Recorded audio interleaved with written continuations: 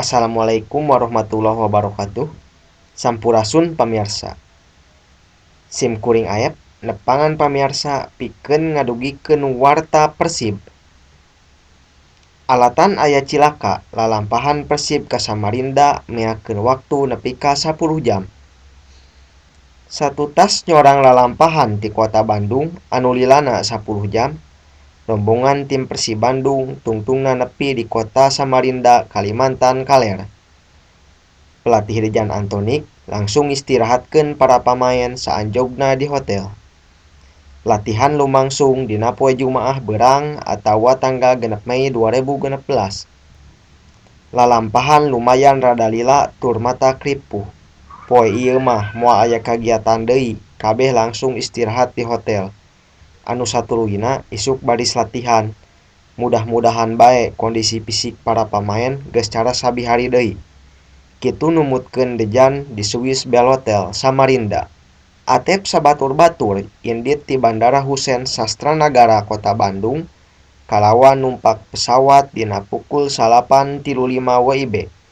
Nepi di Bandara Internasional Sepingan Balikpapan pukul 12.45 WITA. Lalampahan ngajugjug Samarinda dituluykeun make jalan darat kalawan make beus. Beus nu ditumpakan rombongan Persib lajuna kungsi kapendet macet cukup lila. Alatan aya 2 mobil anu cilaka tabrakan. Balukarna rombongan karek bisa nepi di Samarinda dina pukul 7.40 peuting WITA. Dejan Antonik ngaringkir 20 urang tina total 27 urang anggota timna. Pamain sayap Febri Haryadi nu tadina asup skuad diganti ku pamain ngora sejena Gian Zola lantaran ngadadak kering sawatara jam saacan indit. Pamain sejen nu ditinggalkeun di Bandung nyaeta Rudiana, Rahmad Hidayat, Jajang Sukmara, Jujun Saepulloh, Zulham Zamrun, oge kiper Muhammad Ridwan. Persib baris ngalakonan laga berat yang hareupan pribumi Pusamania Borneo FC di Stadion Segiri.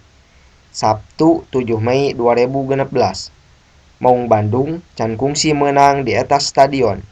Nalika panungtungannya mah Persib eleh 2-3 ku PBFC dina laga termin kahiji babak parapat final Piala Presiden 2015. Ngan sakitu warta Persib anu kapihatur dangat ayeuna, urang tepang deui dina waktos anu sanesna. Sim kuring ayep, amit mundur amit mungkur. Wassalamualaikum warahmatullahi wabarakatuh.